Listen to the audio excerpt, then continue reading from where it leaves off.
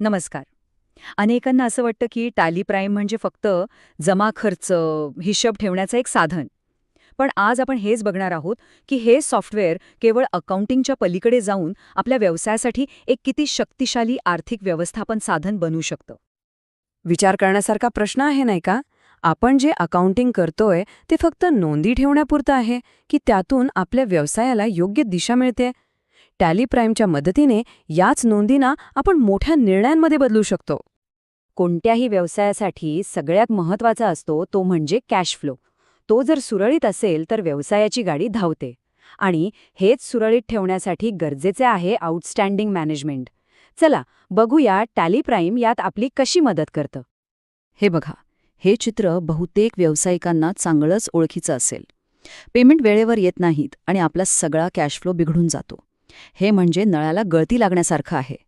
यामुळे फक्त व्यवसायाची गती कमी होत नाही, तर बुडीत कर्जाचा धोकाही वाढतो. पण यावर एक प्रभावी उपाय आहे. तर टॅली प्राईम आपल्याला यावर एक मस्त 3 स्टेप्सचा उपाय देतं. सगळ्यात पहिलं, प्रत्येक पेमेंटला त्याच्या इनव्हॉइसशी जोडून बिलवाईज ट्रॅकिंग सुरू होतं. दुसरं, एजिंग रिपोर्ट आपल्याला सांगतो की कोणाकडून पैसे येणं जास्त महत्त्वाचं आहे.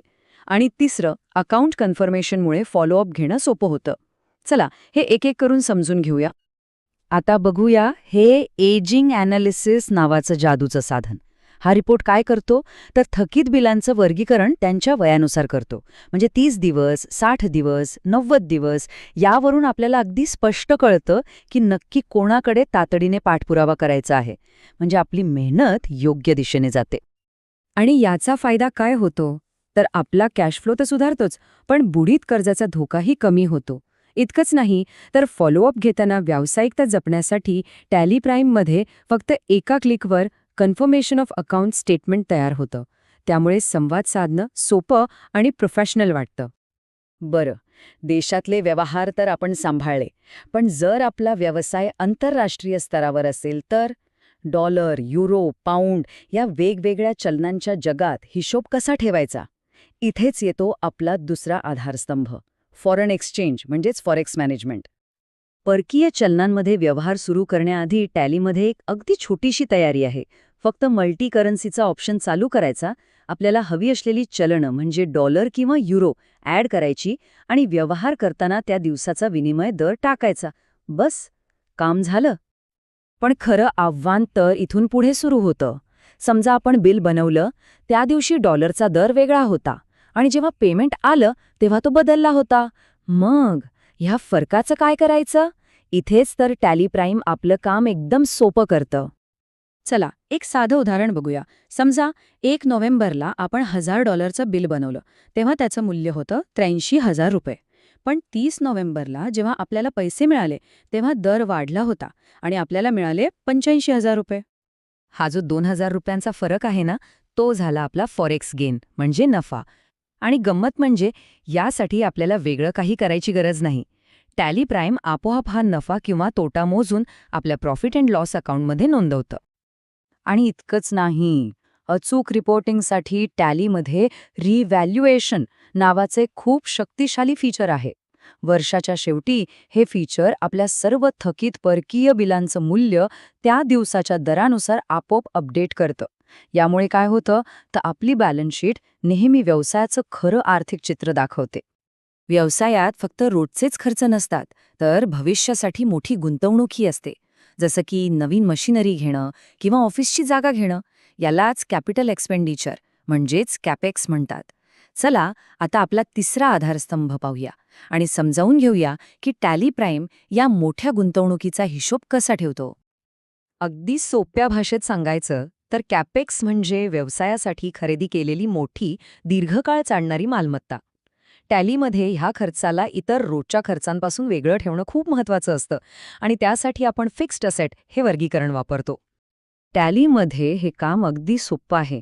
जेव्हा आपण एखादी मालमत्ता खरेदी करतो तेव्हा तिची नोंद परचेज व्हाउचरमध्ये करायची आणि मग जसजसा वेळ जातो तसतशी तिची किंमत कमी होते, ज्याला आपण घसारा किंवा डिप्रिसिएशन म्हणतो.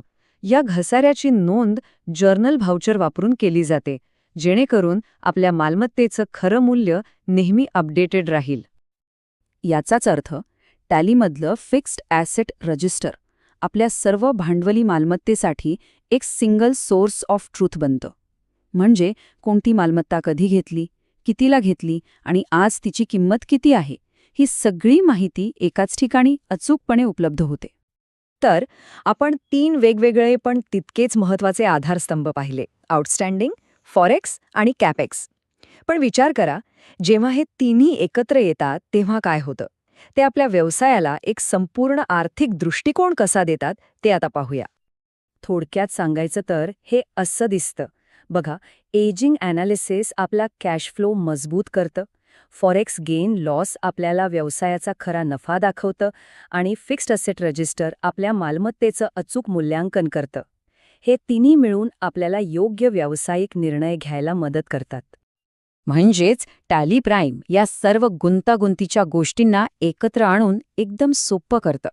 मग तो थकीत बिलांचा पाठपुरावा असो, परकीय चलनातील चढउतार असो किंवा मोठ्या गुंतवणुकीचा हिशोब असो, या सगळ्यामुळे आपल्याला आपल्या व्यवसायाच्या आर्थिक आरोग्याचं एक स्पष्ट आणि संपूर्ण चित्र मिळतं.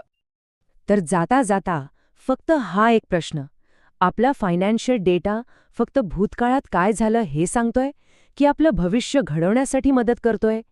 टॅली प्राईम आपल्याला हीच शक्ती देतं, आपल्या डेटाला आपल्या भविष्याचं साधन बनवण्याची.